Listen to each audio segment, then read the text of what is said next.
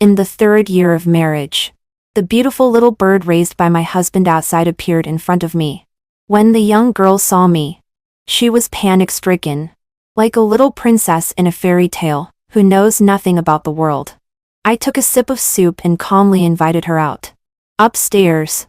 Solomon strolled unhurriedly while leaning on the railing. When his eyes met mine, he smiled nonchalantly. Luna, perhaps you should try it too. Young and beautiful people are indeed different. I know he is just teasing.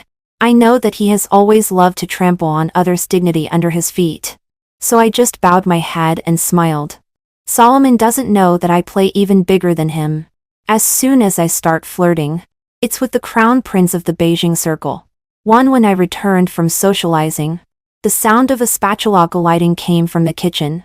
The light in the bedroom on the 2nd floor was still on. Solomon and I have been married for 3 years.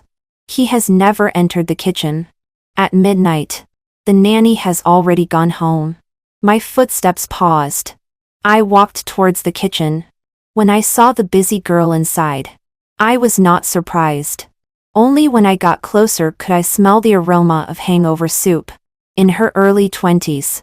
The girl is as beautiful as a magnolia. The nightgown on her body didn't fit well. The hem almost touched the ground, and the apron around her waist wasn't tied properly. Perhaps hearing someone coming, she called out with a smile. Solomon, help me tie my apron. I obligingly stepped forward and tied a bow with the hanging ribbon. She smiled and turned around. Didn't I tell you to rest? The unfinished words were swallowed in her throat. The porcelain spoon fell on the marble floor, and small fragments brushed past my feet. The young girl's face turned pale. She stammered and called me. Luna. Miss Luna. My gaze fell on her neck and shoulders. A series of red marks showed what a good mood my husband had just been in. I smiled and asked peacefully. For the hangover soup. Can you share some with me? I can't quite remember when my marriage with Solomon started to deteriorate. I only remember that the first woman who came to find me was his former secretary. She showed up unexpectedly. As soon as I opened the door, I saw 2 people intertwined on the sofa that Solomon and I had chosen together. When she saw me looking over, she pretended to be surprised and ran away. Her acting was so bad that if she were thrown into the entertainment industry, she would be hidden away for 50 years. I knew that Solomon was so drunk that day that he was unconscious. I also knew that she just wanted to take a big gamble while he was drunk. So later when she was fired by Solomon, I wasn't surprised. I have always had a good memory. At a glance, I recognized the girl opposite as Blair. Someone I met 4 months ago. That day when I drove to Solomon's company. In the pouring rain, Solomon picked her up by the waist. The subordinate beside him held an umbrella for them.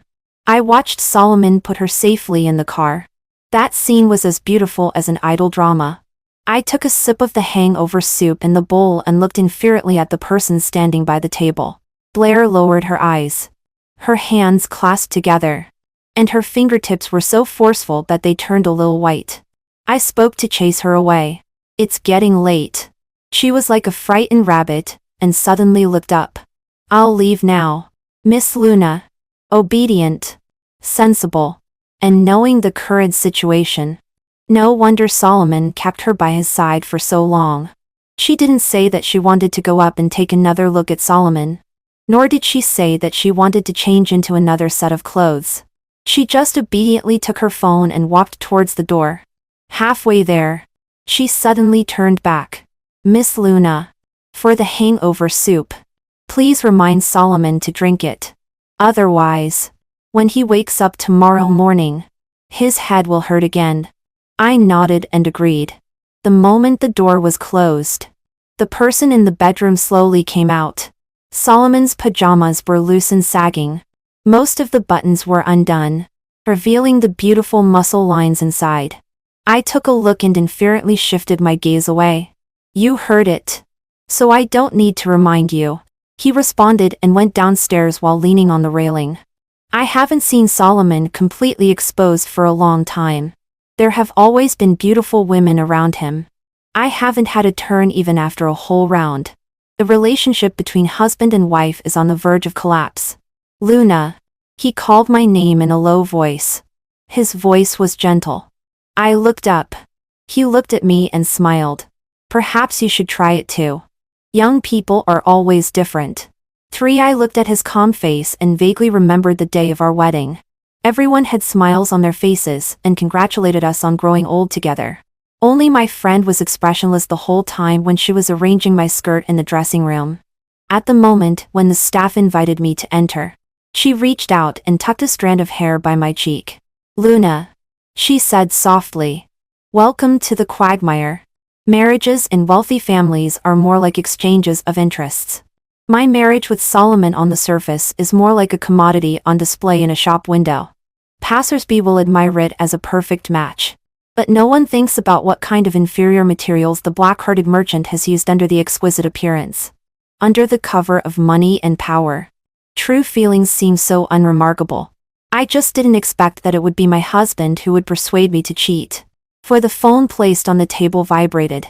I looked down and saw a message sent to me by the young man.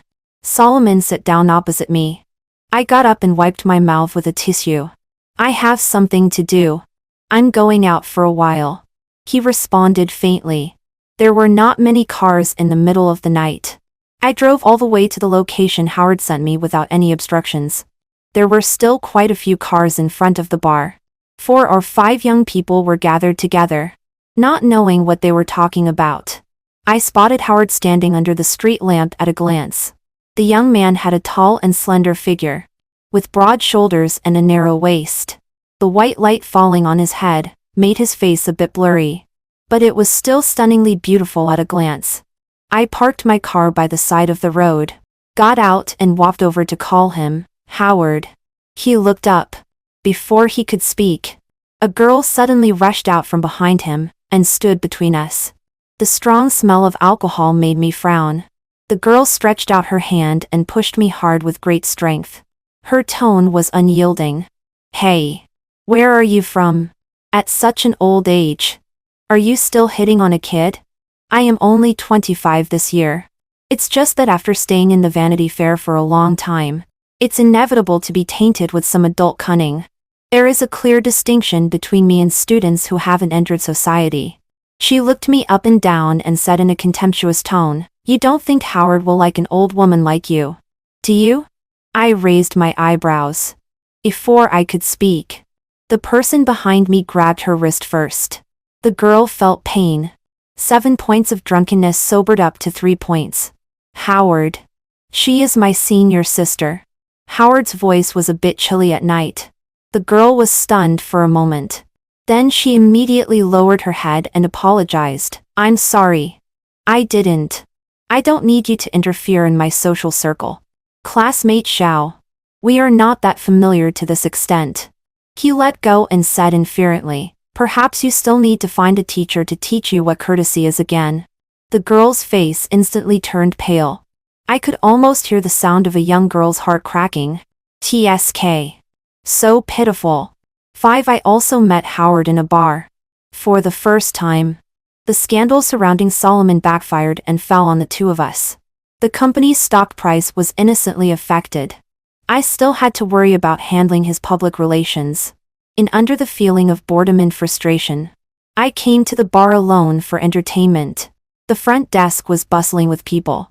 The bartender teased me with a smile. Maybe a Prince Charming will descend from the sky and save you from the fire and water. I didn't deny it. I got up and went to the toilet. When I came out, I happened to run into a confession scene in the corridor. Amidst the deafening music, I heard the girl at the corner shout with the loudest voice in her life, I like you very much. Can you let me be your girlfriend? I couldn't hear clearly what the young man said.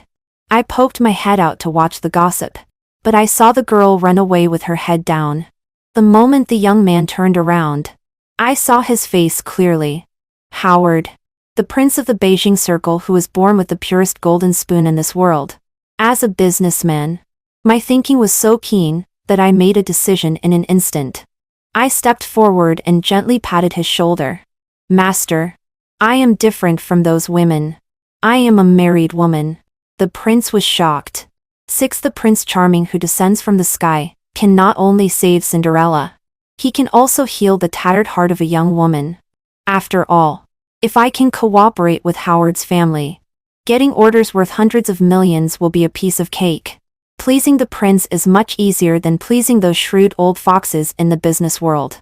After graduating for many years, I have the nerve used my teacher's connections and cared for the prince under the guise of being a senior sister and junior brother. When I was young, pleasing girls was my forte. Whether it was sisters, aunts, female teachers, or any gentlewoman, they were always especially easy to soften their hearts. But Howard was invulnerable. He accurately blocked every temptation of mine and put all my kindness under the high-sounding definition as senior sister and junior brother. Just like today, out of care for my junior brother, I came to the bar to pick up the drunk him. 7. When I started the car, Howard had already sat in the passenger seat. Thank you for your trouble. Today I leaned sideways, reached out and pulled open the seat belt above, and bent down to fasten it for him. His breathing paused. He held his breath a little and didn't speak anymore. I could almost smell the faint smell of alcohol on him. Looking up, I met his eyes. Our noses were almost touching. I teased him. Why don't you speak? Howard was on the verge of exploding. Immediately, he reached out and pushed me away. Too close. The prince's ears turned red, like a fluffy ragdoll cat in winter. Luna, can you talk properly? I leaned back on the driver's seat, put my hand on the steering wheel and replied seriously. You stood up for this old woman. I have nothing to repay you. I can only repay you with my body. Luna. The ragdoll cat exploded. I responded calmly. What's your order? Master? The prince frowned. The prince shut up. The prince was unhappy. After a long time, I finally heard him utter a sentence. You are not old. Do I still have to repay you with my body? The person in the passenger seat didn't reply for a long time, taking advantage of the few seconds when the red light stopped. I glanced at Howard.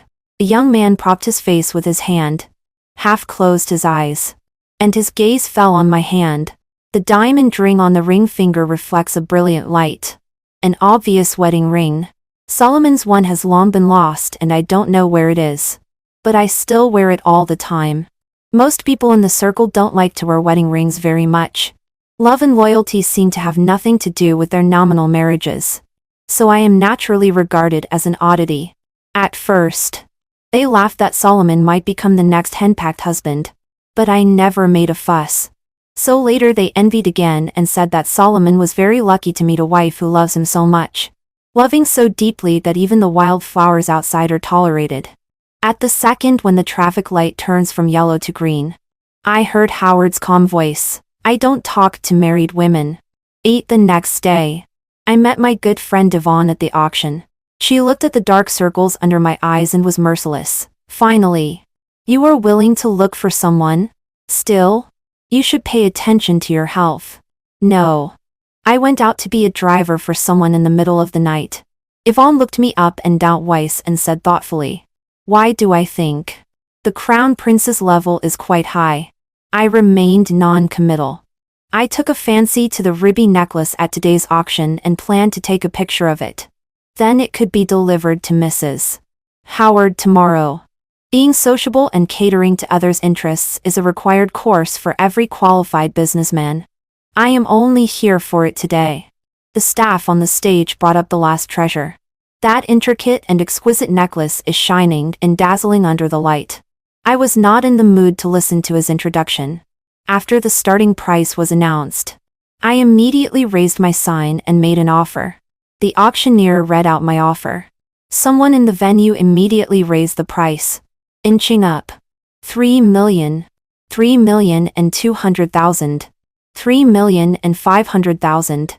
I thought for a moment and raised my sign again. 3,800,000. No one answered.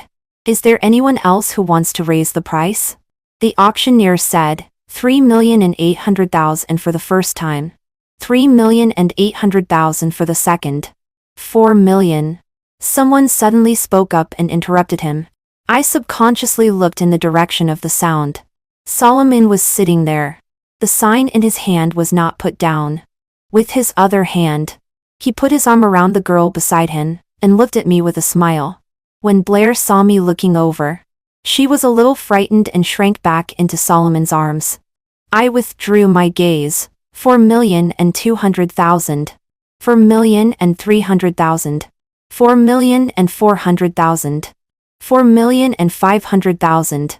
Solomon seemed to be competing with me and kept raising the price. The people in the venue looked down and minded their own business, quietly watching the drama of a wealthy couple breaking up. I had a headache. I got up and went to Solomon. I remember you don't have the hobby of collecting jewelry.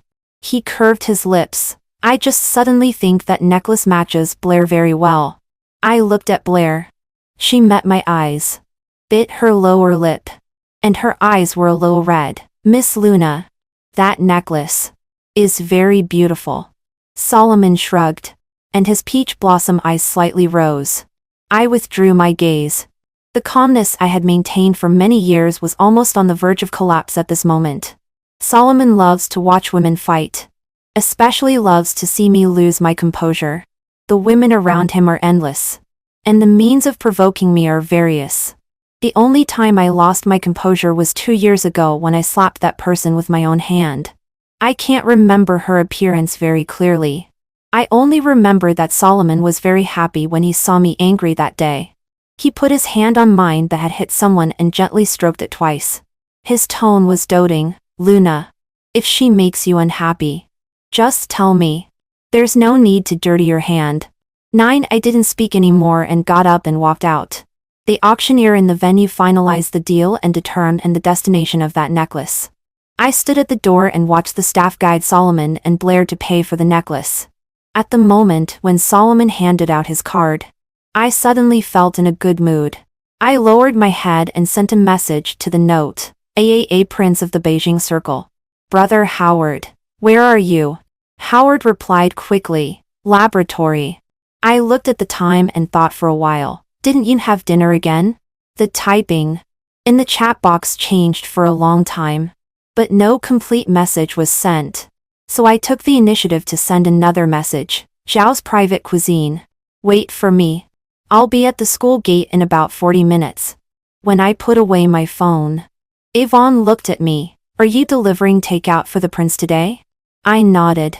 She wanted to say something but stopped. I smiled. Yvonne, I said. I am a businessman. 10. The time was just right for me. Howard was standing at the school gate. Properly. Like a sentry on guard. There is a kind of cute dullness. I drove the car up to him, rolled down the window, and handed him the things on the passenger seat. Howard murmured his thanks. I raised my eyes. Just as I was about to tease him, I saw two familiar figures not far away. The world is really small. A little white flower my husband keeps turns out to be a top student.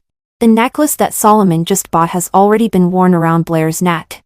Under the night, its beauty is still unstoppable. Jewelry exists to set off people. The young girl is too immature to hold up such gorgeous jewelry. Instead, she has become an accessory to the necklace. My idiot husband. In her early 20s. In the prime of her life. She doesn't need any embellishment and is already stunningly beautiful. Howard looked over in the direction I was looking. Solomon had his back to us, so only Blair's appearance could be seen. She is very beautiful. I withdrew my gaze and looked at Howard with interest. He turned his head, met my gaze, and his eyebrow twitched. My husband likes this type very much. I looked at Howard. I don't like this type. Howard blurted it out almost immediately. The two sentences collided in my dread. I was stunned for a second or two, and then laughed mischievously. The crown prince's face flushed instantly, and he covered his face with his free hand. I became interested. Then what type do you like? Howard's skin is extremely thin, like a snow-charming woman filled with too much strawberry jam, making people want to pinch it. Young master? Luna. He took a breath. The redness on his ear hadn't faded yet. He put down his hand and looked at me. What do you mean by your husband likes this type? Defining one's own type is somewhat difficult. But obviously, I and Blair are definitely not the same type. Liking Blair's type. What else could it mean? I didn't answer him. I just waved my hand with a smile. Go and eat. It's getting late. Howard frowned as if he was a little unhappy. After a while, he just sighed. Are you free next Friday? Why? I became interested again. Young master, are you ready to take the first step in a forbidden love? Luna. He gritted his teeth and called my name. His ears flushed. Just want to thank you for your care and invite you to a meal. Just the two of us? Yes. Food and sex are the great desires of human beings. Eating alone with a man and a woman. Little master, you have impure thoughts. I reached out to pinch Howard's face. He couldn't avoid it in time and was poked in the dimple by me. He jumped away as if burned. So reckless, like a child. If you're not free, then forget it. Howard looked away from me. His tone awkward. Of course I'm free. I smiled. See you on Friday. 11. I thought Blair would come to me. I didn't expect her to come so quickly. When the text message was sent to my phone, I was processing documents. After receiving the message, I pushed the document to Asher. I'll be back in about half an hour. You preside over the first 5 minutes of the meeting. She nodded and agreed. I went downstairs, drove to the coffee shop chosen by Blair, which was not far from Solomon's company. When she saw me, she immediately stood up. Miss Luna. I nodded. She smiled. I remember you don't like coffee. So I ordered fruit tea for you. Is that okay? I nodded. You said you had something to tell me. What is it? Blair looked at me. Her eyes gradually reddened. Then she lowered her head and touched her flat lower abdomen. Miss Luna. I'm pregnant. I didn't have a father since I was a child, and grew up in a single-parent family. I know that if a child doesn't have a father, her growth will be much more difficult than others. Miss Luna. I hope that my child can have a complete family. I took a sip of fruit tea. I remember Solomon has always been very careful with contraception. Having no illegitimate children is also a major reason why I have tolerated him until now. Blair's tears fell on the table one by one, like stars in the sky. It's me. I didn't take the medicine that day. Miss Luna. She looked up at me. A beauty in tears is so heartrending to look at. It's my fault. I really love him so much. Miss Luna. In this life, I will only love Solomon. I always thought Solomon was stupid. And the woman he keeps outside is also stupid. Just when I started to find Blair more pleasing to the eye, I realized that she is still a fool. I watched her cry coldly and glanced at the time. I felt that it could end earlier than half an hour. Miss Blair. I called her calmly. Do you know why I came to see you today? She was stunned for a moment. Her eyes were red, like the jade rabbit in the sky. Extremely pitiful. My time is very precious. Originally, I didn't want to get involved in Solomon's love debts. In the past, there were many people who sent me messages. I treated them all as junk messages. But you are different. You are very beautiful. I rarely praise others' appearances. But she is indeed a rare beauty. So beautiful that I am willing to spare half an hour for her. After all, a beauty is always pleasing to the eye. I took out a piece of paper, got up, put it on her face, and gently wiped away the tears from the corners of her eyes. Please, with your face, make Solomon divorce me. Okay? 12. The day Howard came to pick me up, he drove by himself. I looked at it several times outside and was instantly overwhelmed. I'll fight with you rich people. Calculating with people in the business field every day is still not as good as the young master who has everything as soon as he is born. Howard was a little amused. Don't you calculate yourself? I hesitated for a moment. Can I sit in the front passenger seat? Will sitting in the back make you look like my driver? Sit in the front passenger seat. When I was young, I heard people say that people will eventually grow into the people they hate the most. I spoke first. Howard replied to me while driving. Then what kind of people do you hate? The rich. The restaurant booked by the young master is very atmospheric. We sat down by the window and chatted casually. In the middle of the meal, a waiter pushed a trolley over. There was an unbaked cake on the trolley. I looked up in surprise. The young man met my eyes and smiled. Happy birthday. I don't know what to give you, so I just invite you to have a meal. I smiled. I know that people in the circle are all shrewd. And I also know that Howard's special status means that he must be very scheming. He may not fail to see my ulterior motives. The best way to bring two strangers of different genders closer is an ambiguous relationship that is ambiguous. But Howard can always step on the edge of that red line when being close, neither advancing nor retreating. It's not that he doesn't know what to give. It's just that compared to a gift that can exist for a long time, a meal can put our relationship in the right position. But why? If you hate someone, you can stay away. The identity of the young master means that there are very few people in this circle who can restrain him.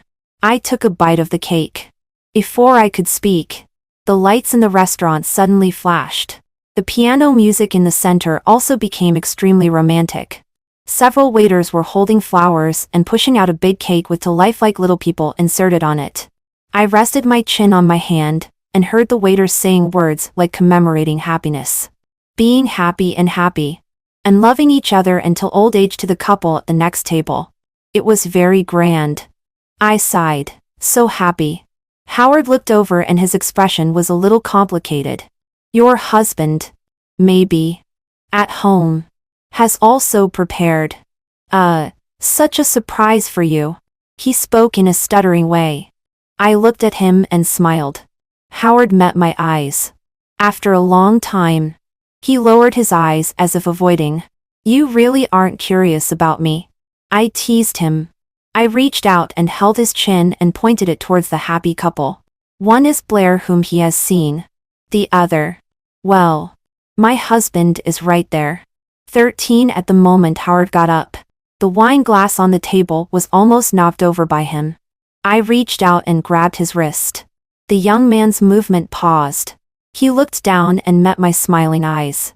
The anger on his face softened by 3 points.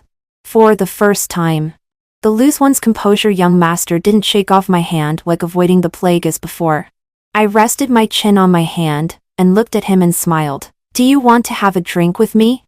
14, when I sent Howard to the hotel. In fact, I didn't drink much, and neither did he.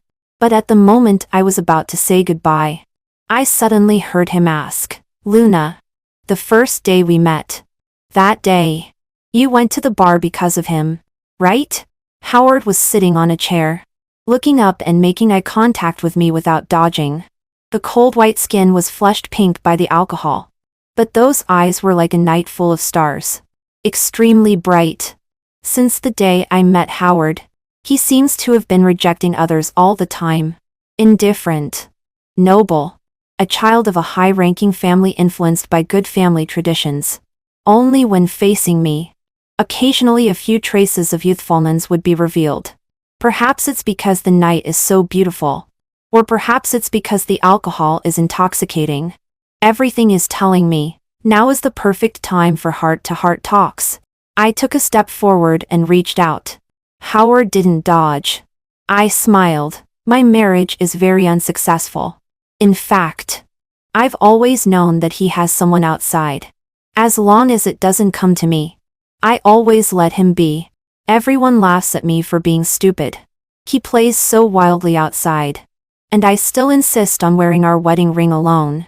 The day I met you in the bar, the news of him going on vacation with someone else was released. Clearly it was his birthday. I was still stupidly thinking of waiting for him to come back and celebrate his birthday together. Unexpectedly, he already has someone to celebrate. I was very sad that day. After drinking too much, I thought, then why can't I? I looked at Howard, and suddenly my vision became a little blurry. The moonlight is quiet. Such a good atmosphere has the magic to turn lies into truth. Why am I the only one holding on? I stroked Howard's face. He was stunned for a moment. Luna, I said, and then I saw you. You are so special. You are different from everyone I know. You give me a sense of alienation. A very lonely feeling. Being close yet distant. I've heard many people say that they are lonely. But I think your loneliness is the real loneliness. I feel that deep down in your heart. There has always been only yourself. You have always been pretending. I lowered my head and our eyes met. So close that our breaths touched. The young man's face slowly turned from pink to red. Like a pressure cooker with a tightened valve. I choked up. Can you accompany me? Or? I leaned close to his ear and whispered. Give me a cooperation opportunity. 15. 16. I took 2 steps back, and almost burst out laughing in front of the young master. Howard's face was a mixture of expressions. It took him a long time to figure it out. His face was so gloomy that it seemed as if water could drip from it. Luna. The young man gritted his teeth and called my name. I responded with a smile. Watch less cheesy dramas. Young master. I waved my hand. Get some rest early. I'll pick you up and take you back to school tomorrow morning. Howard didn't speak and looked at me, grinding his teeth. I turned and walked out. Just as my hand was about to touch the doorknob, the person behind me suddenly moved. A faint smell of alcohol surrounded me. The young man's imposing body drew close to me. In the moment I was distracted. A well-defined hand passed through my waist and landed on the lock. Click. Oops. I went too far. The back of my neck was gently bitten by someone's teeth, as if to vent anger, leaving a slightly itchy tooth mark. Luna. Howard's voice was a bit hoarse, containing some indescribable meaning. It seemed like anger and indulgence at the same time. Another hand landed on my waist. You. I was pulled into a burning embrace. The young man's voice fell by my ear, with a hint of gritted teeth. Whether you want me or a cooperation opportunity, I'll give them all to you. There's only one condition. Tomorrow. Immediately kick your deadbeat husband. 17. Even a clay figure has a bit of temper. As I lay on the bed, my head, steamed by the heat, was in a daze and I thought. The moonlight by the bed fell.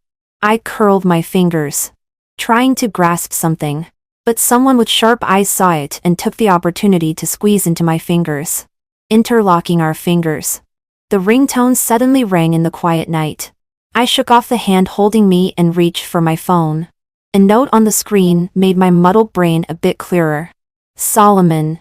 My husband finally seemed to remember that today is my birthday. And up to now, I haven't gone home yet. Just as I was about to throw it aside, Howard pressed the answer button first. Solomon's voice suddenly appeared. Luna? Why haven't you come home yet? Go home your ass. I answered in my heart. The naughty jerk secretly exerted force and scattered the words in my mouth. The good-for-nothing was extremely sensitive in this regard. Luna, what are you doing? Just as I was about to speak, Howard suddenly pressed the end call button. Solomon's roar came to an abrupt halt. I looked up at Howard. The young man lowered his head.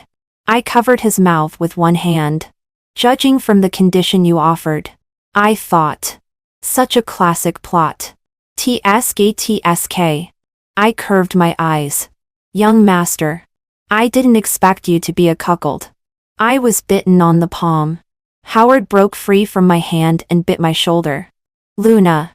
The young master's tone was gloomy. I'm a pure love advocate. 18. Sometimes it's a mistake that young people have too much energy. When I got up, the young master was still sleeping, clinging to me like an octopus. I removed his hand and got out of bed quietly. There were more than 40 missed calls on my phone. From Solomon. When driving past the mall, I thought for a while, and stopped the car. It was almost noon when I got home. When I opened the door, I saw Solomon leaning against the sofa in the living room. His clothes and hair were a bit messy. There was also his phone by his hand. There was also a cake on the coffee table. I walked over and reached out to smooth his hair. But suddenly I was grabbed. Solomon opened his eyes, which were full of bloodshot. Luna. His tone was a bit angry. Where did you go last night? Who were you with? He paused for a moment, suddenly realizing something, and then touched my hand. Where's the ring? Luna. Where's your ring? It was taken off by a certain young master. I pursed my lips, pulled back my hand, and smiled at Solomon. I brought you a gift. Facing Solomon's puzzled gaze, I took out a hat from the paper bag from the mall. A bright green, shiny green hat. Tada! I placed the hat steadily on Solomon's head, and took 2 steps back to admire it. It suits you very well. I have unique vision. No wonder it's me. Solomon seemed on the verge of fainting from anger. He reached out, and threw his hat on the ground forcefully. We are all smart people. Solomon looked at me, his eyes heavy. Who is it? Are you going to cause trouble for him? For the sake of our marriage, I advise you not to. Even if you want to cause trouble for him, he won't be in too much trouble. Who is it? Solomon was relentless. I smiled. Howard. The title of the crown prince is very resounding. It stunned Solomon for a moment. When he came to his senses, he grabbed my hand. Luna. Are you lying to me? Right? Does he not believe that the crown prince is interested in a married woman? Or does he not believe that I would betray our marriage? I smiled and took out a document from my bag and threw it in front of him. Divorce agreement. The document has been drafted for a long time. I have also been waiting for a long time. Blair is still useless. I sat down opposite him. Take a look. The property division is very simple. Yours is yours. Mine is mine. I won't take advantage of you. I hope you can sign it today. The sooner we get divorced, the better. Solomon didn't move. Luna. We don't have to get divorced. If you mind Blair, I can let her. Solomon. I interrupted his words. Looking listless. I'm not asking for your opinion. I'm informing you. If there is a problem with the contract, we can improve it again. But divorce is certain. Luna. I won't. Thinking of our marriage. I think we don't need to go to this extent. I looked at him and uttered a word. Financial statement fraud. Solomon's expression changed immediately. Mr. Solomon. I smiled. You don't want the media to know about this. Do you? 19 Solomon took the divorce agreement when he went to the company. I know that this matter is basically almost certain. When I had free time to look at my phone, I found that I had been bombarded with text messages again. Where are you? Have you gone to the company? Are you busy? Is there any urgent matter? Why did you leave so early? Why didn't you call me when you left? I want to have breakfast with you. Are you going to renege on your promise? Crying kid head. JPG. I took a picture of the green hat on the ground and sent it over. I went to give a gift early in the morning. The crown prince. Awesome. 20 Solomon's company has a serious shortage of funds. An executive has transferred a large amount of funds. Once such a thing is exposed, his company is in jeopardy. Although old enterprises have their background, they can't withstand his nepotism. That executive is more or less related to Solomon. He doesn't dare to hand the person over. He can only think of ways to make up for that shortfall in secret. I'm afraid that if Solomon is in a hurry, he will drag me down without caring about his reputation. During the cooling off period for divorce, I still live at home and go to work as usual every day. But in order to annoy me, Solomon brought Blair back. The two of them are affectionate with each other at home every day. Occasionally, my gaze will fall on Blair's lower abdomen. After more than a month, nothing can be seen yet. Blair will dodge when she meets my gaze. I know she still doesn't dare to tell Solomon. On the day when the period expires, it is a sunny day. I took Solomon's car to the Civil Affairs Bureau. In those dozen or so seconds when waiting for the red light, the atmosphere in the car was so quiet that it was a bit depressing. Solomon suddenly spoke. There was no confrontation or sarcasm. Luna, if I didn't find someone from the very beginning, Would we? Could we have gone on forever? In fact, Solomon and I once had a period that could be called happy. Perhaps it was 3 months. Or maybe even less. I can't remember clearly. Since the first woman, there have been constantly beautiful women around him. The first time I bumped into him, after he woke up drunk, he smiled at me. Still gentle. Luna, he said, I hope you won't say anything that spoils my mood. I looked at him and smiled, suppressing the slight restlessness in my heart. I didn't ask who that woman was. Nor did I ask why he did this. I just said, don't drink too much. It's not good for your health. Probably people are always prone to reminiscing when they are about to lose. It's not really regretting the past.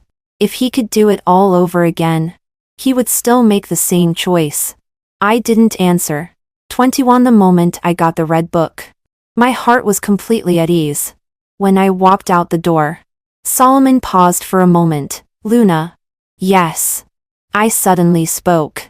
Solomon was stunned. I looked at him with a smile. Yes. If you hadn't looked for someone else. If it had always been just the two of us together. We would have grown old together. Perhaps we would have had a clever daughter who would inherit our company. We could be hands-off bosses and travel the world together.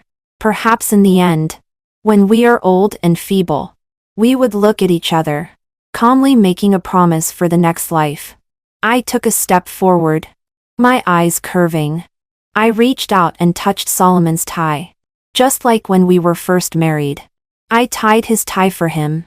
Solomon's expression was slightly touched. Luna. But you won't. I took a step back, avoiding his hand that wanted to touch me, and looked at him coldly. You won't.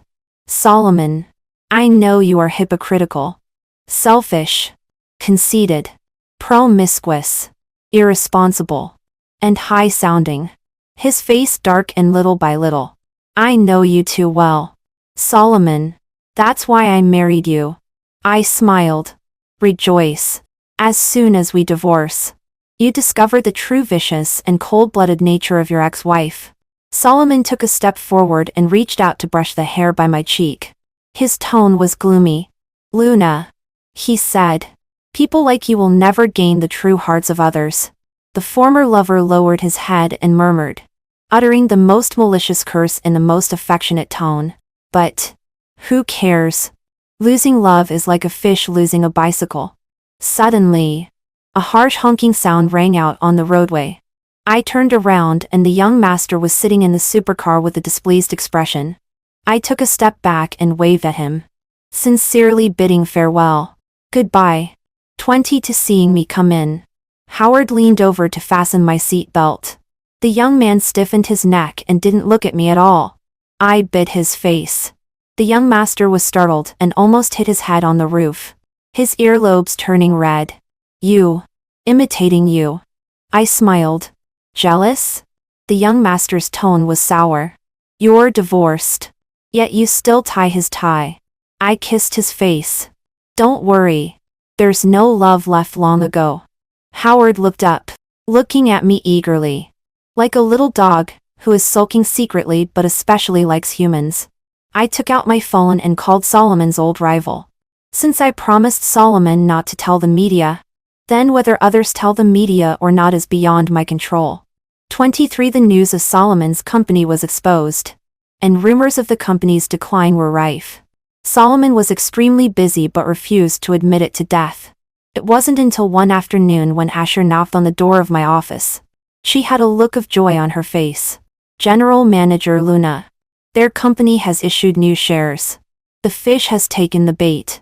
20 For people who don't want to see each other again, don't bid farewell when they part. Solomon's company survived the first general meeting of shareholders amid public opinion. The company's conference room is clean and bright. Standing by the floor-to-ceiling window, one can see the people in a hurry below at a glance. I admired the beautiful scenery for a while and sighed deeply. The world is really a huge pancake fruit. The young master who insisted on coming along while wearing a mask and hat. I'll buy one later. Footsteps came from outside. The shareholders entered in a hurry. when the last footsteps sounded in the corridor. So familiar. Just like many years ago when we weren't married yet, and when he heard that I had come to look for him at the company. That person was also like this. Hurrying along. The secretary outside the door said softly, "General Manager Solomon. The person sitting in the main seat is the largest shareholder. This time they bought." The pulley of the swivel chair turned, making an almost inaudible sound on the thick carpet. I turned around, put my hands on the conference table, and looked at Solomon with a smile, looking completely at ease. "Long time no see. Solomon. I didn't expect us to see each other again so soon." Solomon's expression almost cracked. 25 when we shook hands. He used almost 90% of his strength. And I didn't hold back either. My newly done manicure gave him a hard time. The meeting didn't go so smoothly because I was dedicated to finding faults with Solomon. It's not my fault. There are really too many loopholes in his company. Several times. Solomon almost couldn't maintain his expression when facing my questioning. The darker his face got, the better my mood became. When the meeting ended and the shareholders left one after another, someone wanted to exchange a few words with me, but Solomon intercepted them halfway. The man's tall figure blocked me. Solomon lowered his eyes. His gaze was deep, and his face was so dark that it could drip water. "Luna, you are really..." He ground his teeth. "Despicable and shameless." I stopped the young master behind me who was ready to act. I calmly patted the non-existent dust on Solomon's shoulder and said in a reprobative tone, "Solomon, this is your fault.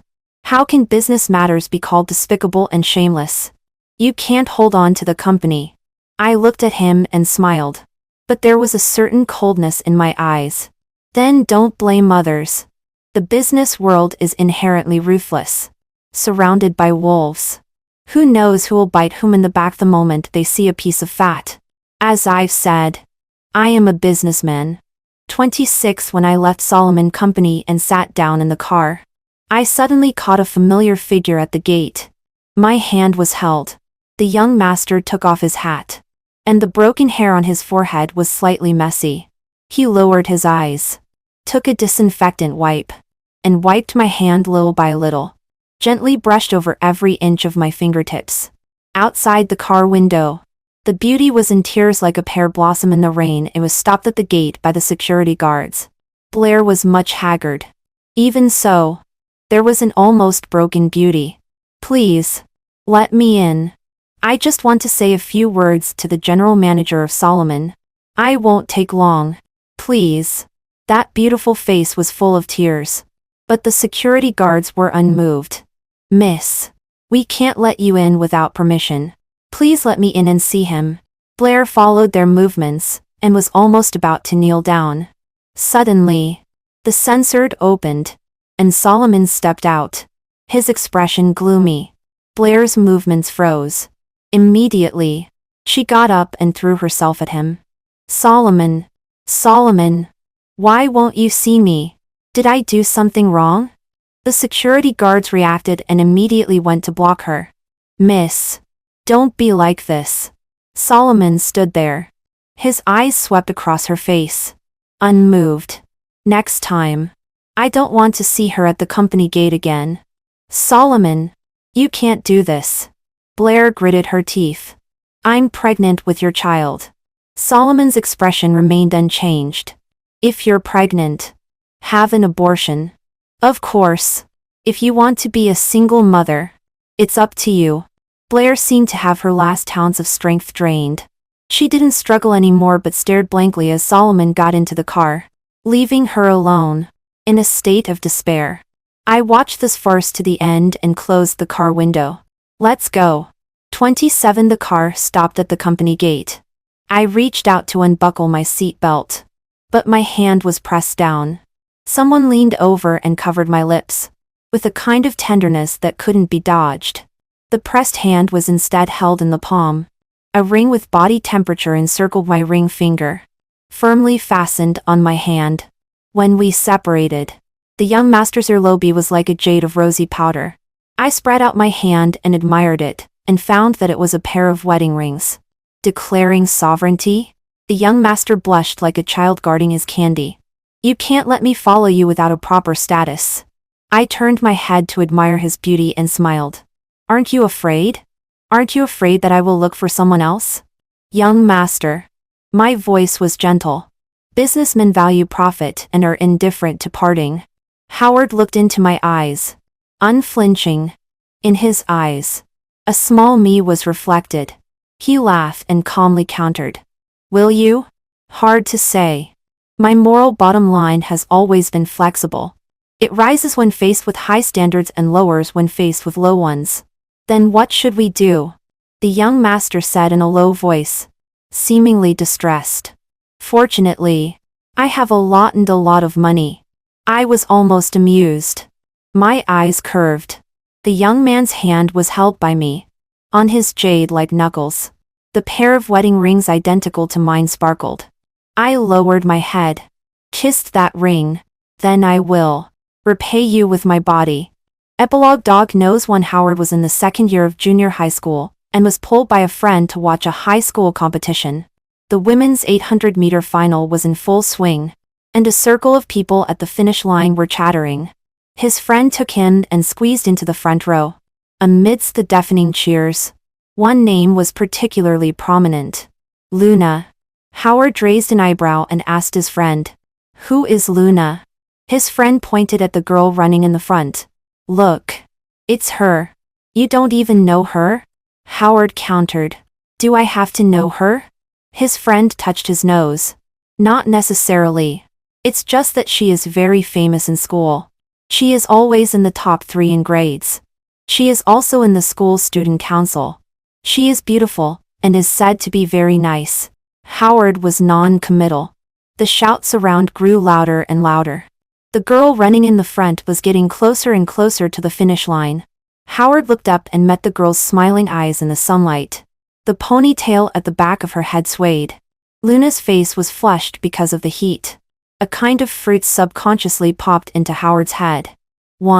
After a moment of stunned hesitation, the young girl broke through the finish line. Amidst the deafening cheers, she couldn't restrain the speed of her feet in time, and directly crashed into the person in front. Howard instinctively reached out, knocked down by a force. But fortunately, the precious champion of the 800-meter race was caught firmly in his arms. The warm and soft touch on his chest was more sensitive than the pain of a scraped elbow.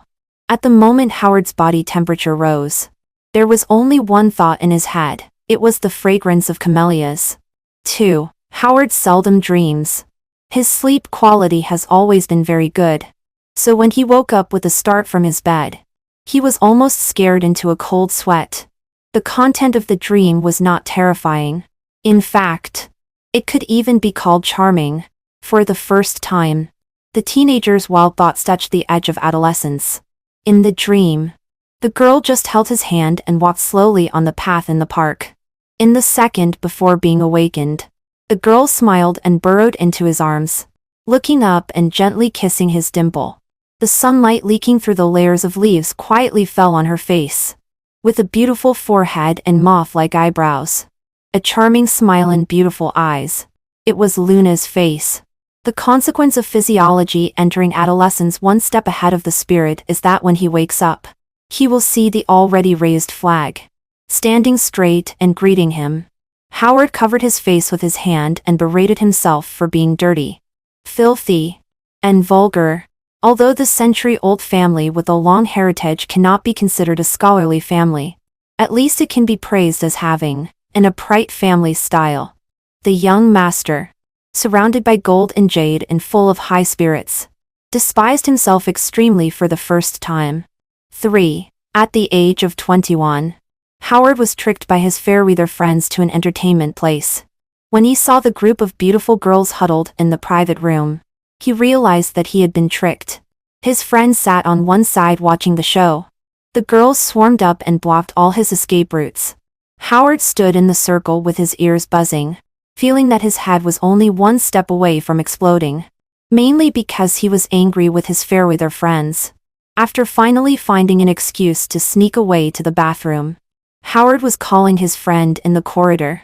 Before the call was connected, he was stopped by a girl who confessed her love. 20 years of self-cultivation made him suppress the anger in his heart and politely refuse. The young and beautiful girl covered her face and fled.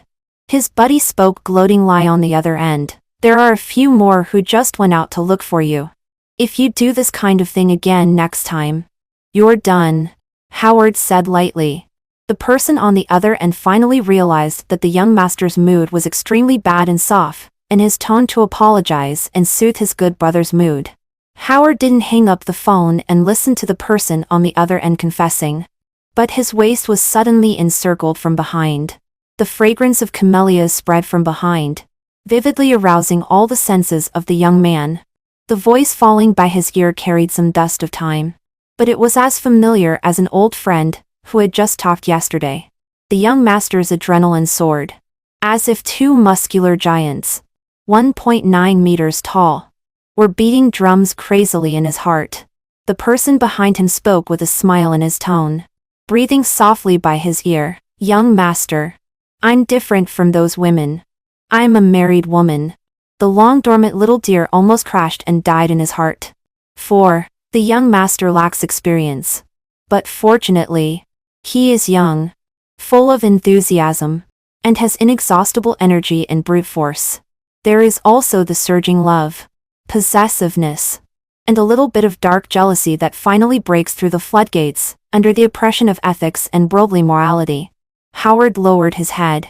Plum blossoms bloomed one after another on the snow. All the way down, the room was not lit. Only the intertwined gasps of the two people were deafening in the quiet night. Suddenly, his face was cupped. Howard looked up. Luna's hair was scattered on the white sheet. The moonlight outside the window fell into her eyes, and physiological tears moistened her eyelashes. The eyes filled with moonlight were like washed gems, with flowing glances, shining brightly in the dim room. Luna looked into his eyes and smiled with her eyes. Are you a dog? Howard inappropriately remembered the innocent nursery rhyme he learned in his pure and innocent childhood. A group of little painters came in the snow. Little chicks draw bamboo leaves. Little dogs draw plum blossoms. Little dogs draw plum blossoms. A very slight laugh escaped from the young man's throat. He lowered his head and a kiss fell between her eyebrows, bringing a trace of ticklishness. The fragrance of camellias filled the tip of his nose. She asked teasingly. Howard answered seriously. It's possible. The end. The end. The end. The end. The end. The end.